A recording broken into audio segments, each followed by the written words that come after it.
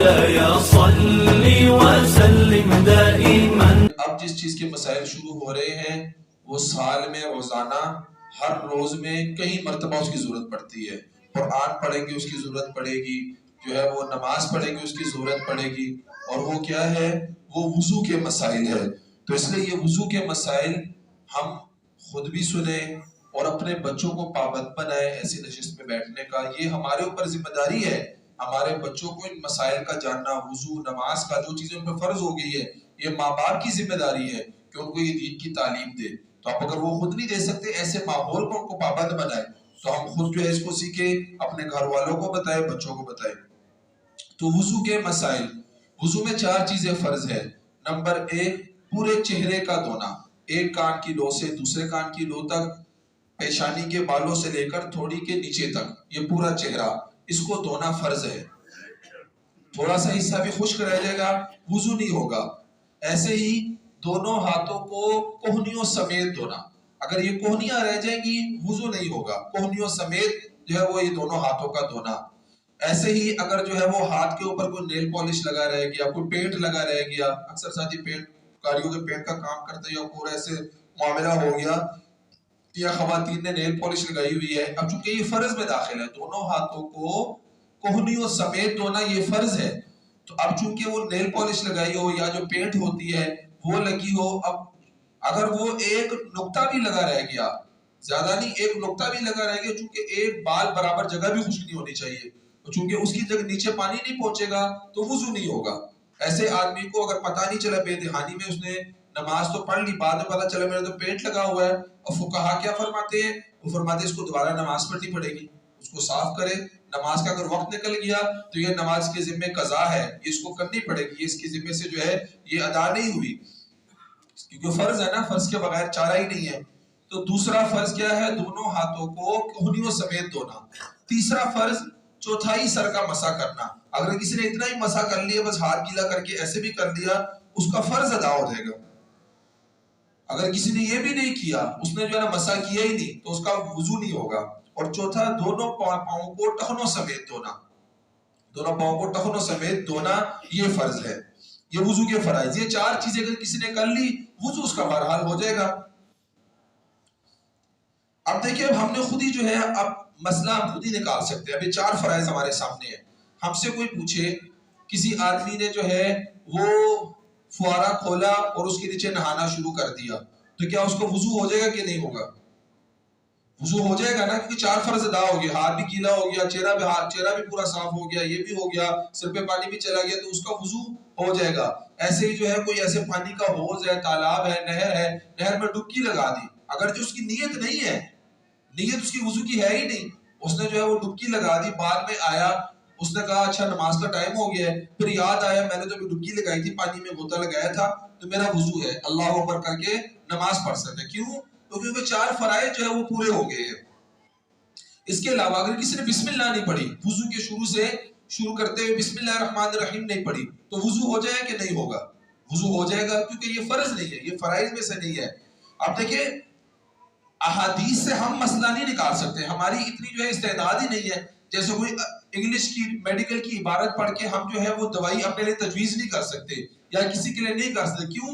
کیونکہ ہماری استعداد ہی نہیں ہے. ہمیں پتہ ہے اگر ہم یہ کتاب دیکھ کے، میڈیکل کی کتاب دیکھ کے کسی کے لیے دوائی تجویز کریں گے تو اس کو جو ہے وہ نقصان کا خدشہ ہے، اس کو نقصان ہو جائے گا. ایسے ہی احادیث کو دیکھ کر، قرآن کو دیکھ کر ہم مسئلہ نہیں نکال سکتے. اب ہمارے سامنے حدیث ہے، حدیث کے اللہ کے نبی صلی اللہ علیہ وسلم کو فرمان ہے، جس شخص نے بسم اللہ الرحمن الرحیم نہیں پڑھا اس کا وضو نہیں ہوگا. حدیث ہے، اللہ کے نبی صلی اللہ علیہ وسلم فرمایا جس نے بسم اللہ الرحمن الرحیم نہیں پڑھا اس کا وضو نہیں ہوگا. فقہا فرماتے ہو جائے گا. تو اب یہ فقہا کی اصل میں ایک حدیث پر نظر نہیں ہوتی نا، ہماری تو ایک حدیث، ہمیں تو واٹس ایپ پہ حدیث آئی، ہم نے پڑھ لی اور ہم نے بس اس کے مطابق لوگوں کو ہی بتانا شروع کر دیا، بھائی تو نے بسم اللہ نہیں پڑھی تمہارا وضو نہیں ہوگا. دلیل کیا ہے؟ واٹس ایپ کا میسج ہے میرے پاس. حالانکہ ہمارے پاس دلیل کیا ہونا چاہیے تھا؟ فقہا فلاں فقی نے فرمایا یہ بات، فلاں فقی نے فرمایا، محدث نے فلاں مفتی صاحب نے فرمایا. تو یہ اس کا پھر فقہا تشریح یوں فرماتے ہیں، عند الاحناف اس کی تشریح یہ ہے کہ کامل وضو نہیں ہوگا. وضو کا جو پورا ثواب ہے جو اللہ کے نبی صلی اللہ علیہ وسلم نے فرمایا کہ جس نے بسم اللہ نہیں پڑھی، تسمیہ نہیں پڑھی، اس کا وضو نہیں ہوگا، کیا مطلب اس کا کامل وضو نہیں ہوگا، جو وضو پہ جو ثواب ملنا تھا وہ نہیں ملے گا اس کو، بہرحال وضو اس کا ہو جائے گا۔ یہ تو 4 فرائض ہو گئے، دوبارہ میں دہراتا ہوں، یہ ہر بندے کو، ہر بالغ مرد کو یہ مسائل آنے چاہیے، اس پر فرض ہے۔ نمبر 1 پورے چہرے کا دھونا، نمبر 2 دونوں ہاتھوں کو کوہنیوں سمیت دھونا، نمبر 3 چوتھائی سر کا مسح کرنا، نمبر 4 دونوں پاؤں کو ٹخنوں سمیت دھونا۔ یہ وضو کے فرائض ہے۔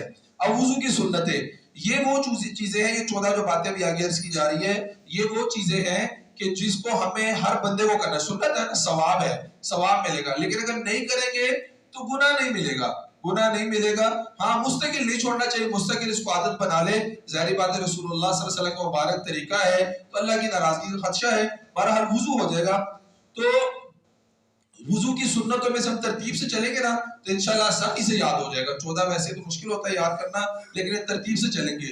وضو ہم جب شروع کرنے سے پہلے کیا کرتے ہیں؟ وضو کی نیت کرتے ہیں، دل میں نیت کر لے۔ جب بندہ وضو خانے کی طرف جا رہا ہوتا ہے تو زبان سے بولنے کی ضرورت نہیں، وضو کی نیت اس کی آٹومیٹکلی ہوگی، نیت ہوگی۔ پہلا سنت تو اگر وہ نہیں بھی کرتا نا، وضو کی وہ نیت ہو کرتا ہی ہے، یعنی وہ سنت ادا ہو ہی جاتی ہے۔ تو پہلی سنت نیت کرنا، دوسری بسم اللہ الرحمن الرحیم پڑھنا، وضو شروع کرنے سے پہلے تسمیہ پڑھنا، بسم اللہ الرحمن الرحیم پڑھنا۔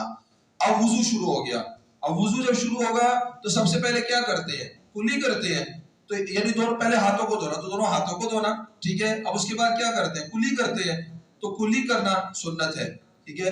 اب کلی کرنے سے پہلے مسواک کرتے ہیں، تو مسواک کرنا سنت ہو گیا۔ ایسے ہی ناک میں پانی ڈالنا، یہ سنت ہے۔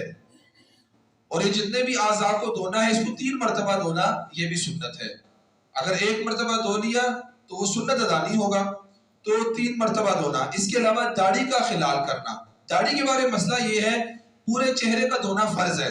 اگر کسی آدمی کی اتنی گھنی داڑھی ہے کہ اس کے جلد نہیں نظر آتی، تو اس کے لیے جو چہرے کا دھونا ہے وہ داڑھی کے نیچے والے حصے کا، وہ فرض نہیں ہے۔ اس کے ذمہ باقی فرض رہ جاتا ہے، یہ جو چہرہ نظر آ رہا ہوتا ہے، اس کے علاوہ وہ بال داڑھی کے جو چہرے کے اوپر ہے، جو چہرے کے نیچے لٹک رہے ہوتے ہیں، وہ ان کو گیلا کرنا ضروری نہیں ہے۔ جو چہرے کے اوپر ہے، جو چہرے کے اوپر بال ہے، وہ فرض ہے، ان کو دھونا فرض ہے۔ باقی اگر پورا دھو لیتا ٹھیک ہے، لیکن اتنا دھونا جو ہے وہ فرض ہے اس کے ذمہ، جو چہرے کے اوپر بال ہے۔ اس کے علاوہ خلال کرنا، داڑھی کا کوئی بندہ خلال نہیں کرتا، اس نے چہرہ دھو لیا اور وہ بال ایسے دھو لیے تو وضو اس کا ہو جائے گا، خلال نہیں کرتا۔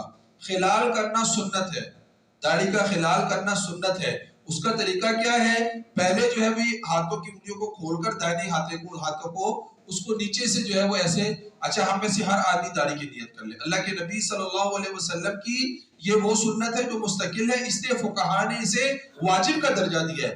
واجب اس عمل کو کہتے ہیں جس پہ رسول اللہ صلی اللہ علیہ وسلم نے ناراضگی کا اظہار کیا ہو، کہ آپ صلی اللہ علیہ وسلم نے کسی صحابی کو اگر ایسے کرتے دیکھا کہ انہوں نے اپنے بال نوچے ہیں داڑھی کے، اس کو اکاڑ دیا، ہٹا دیا، تو اللہ کے نبی صلی اللہ علیہ وسلم نے ان سے چہرہ اقدس پھیر دیا، ان سے چہرہ مبارک پھیر دیا۔ اس کا مطلب ہے یہ جو ہے یہ واجب ہے، فقہاء پھر اس کو واجب کا درجہ دے دیتے ہیں جس پہ اللہ کے نبی صلی اللہ علیہ وسلم ناراضگی کا اظہار فرماتے ہیں۔ تو ہم میں سے ہر آدمی نیت کر لے، موت کا کوئی پتہ نہیں ہے۔ بعض لوگوں کو ایسے دیکھا گیا کہ وہ کہتے ہیں ہم بوڑھے ہو کے جو ہے وہ داڑھی رکھیں گے، لیکن وہ بیچارے جو ہے وہ چارپائی پہ ہوتے ہیں، ڈاکٹروں نے جواب بھی دے دیا ہوتا ہے، لیکن بچوں کو کہتے ہیں بیٹا اس طرح لے آؤ میرے شیو کرا دو، اور بات نہیں کر سکتے، لیکن شیو کو ان کو پڑی ہوتی ہے، لوگوں نے میری عیادت کے لیے آنا ہے، شیو کر لو، برا لگ رہا ہوں۔ انا للہ و انا الیہ راجعون۔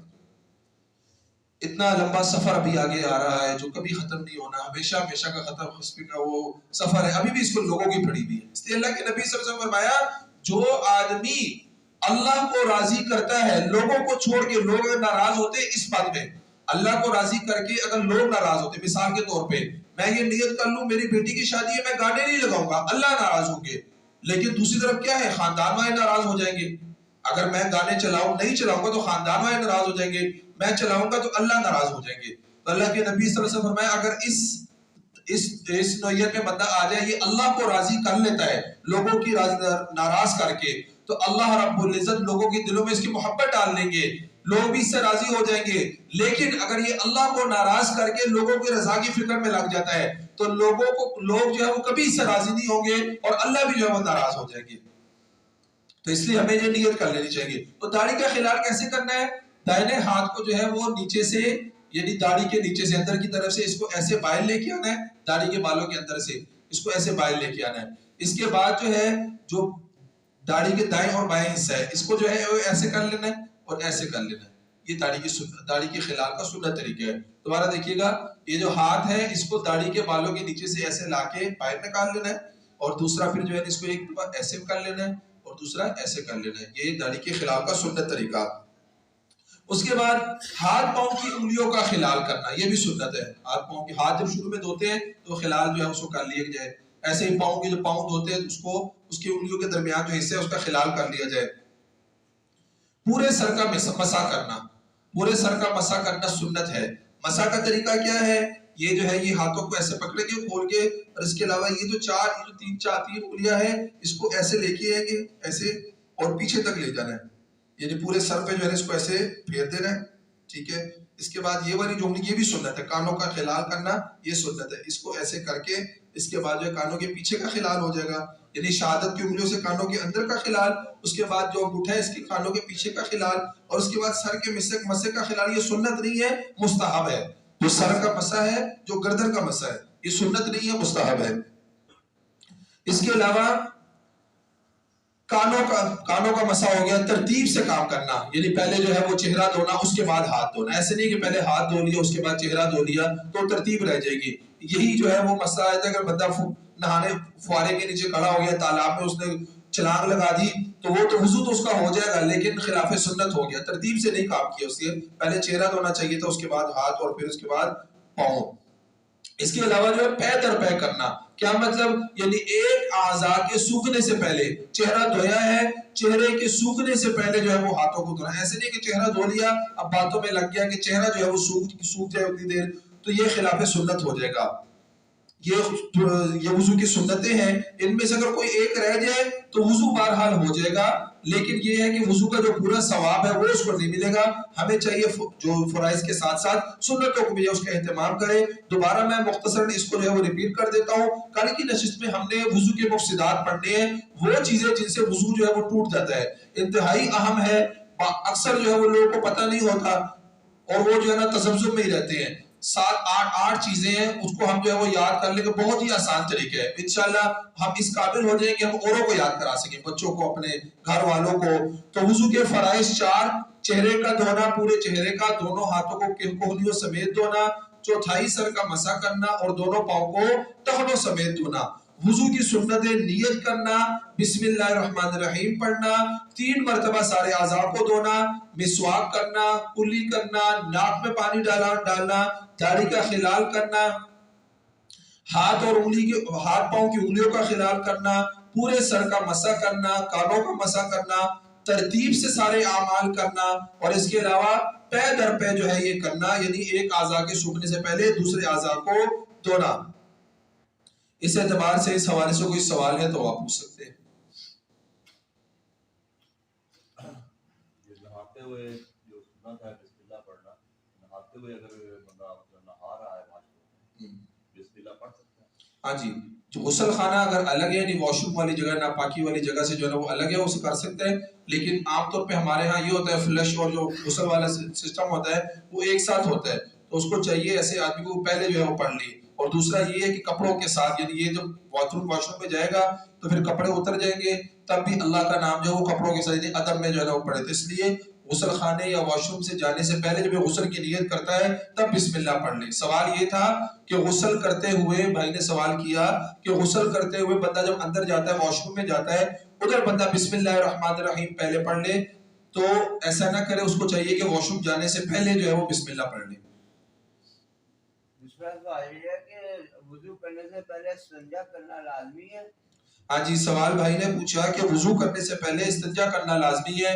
نہیں، کیونکہ ہم دیکھیں نا، ہم نے وضو کے فرائض 4 پڑھے ہیں، اس میں استنجے کا ذکر ہے نہیں ہے، تو وضو ہو جاتا ہے، وضو ہو جائے گا. سنت بھی نہیں ہے، سنتوں میں ہم نے نہیں پڑھا کہ وضو سے پہلے استنجا کرنا، وہ سنت بھی نہیں ہے. ضرورت ہے تو بندہ کر لے.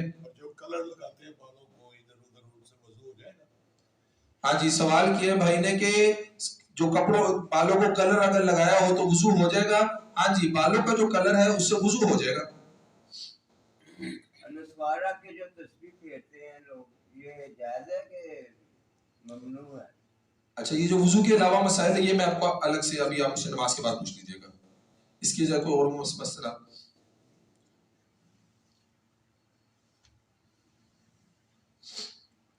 یہ جو نشست ہم نے کی ہے، اگر کوئی ساتھی یہ چاہتا ہے کہ ہم اس کو گھر والوں کو یا بچوں کو جو ہے وہ یہ وضو کے فرائض یہ سنتیں ان کو بتائیے، تو ویڈیو ریکارڈ ہو رہی ہوتی ہے، وہ باہر نمبر ہوتا ہے اس پہ واٹس ایپ کر دیں، ان کو جو ہے وہ ویڈیو سینڈ کر دی جائے گی. اللہ رب العزت سے دعا ہے کہ اللہ ہماری نشست کو قبول فرمائے.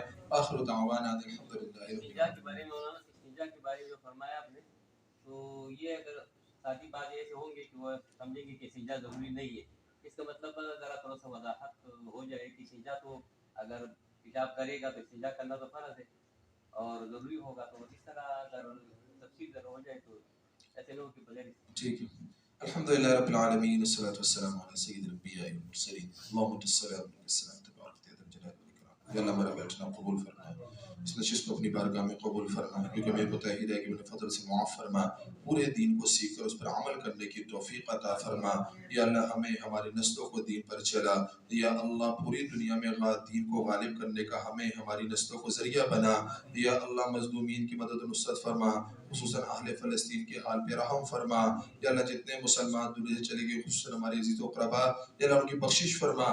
ہمیں موت سے پہلے موت کی تیاری کرنے کی توفیق عطا فرما، کبھی اپنے دربار سے مردود نہ فرما. خاتمہ بالایمان فرما، خاتمہ بالخیر فرما. وصلی اللہ علی النبی الکریم وعلی آلہ وسلم.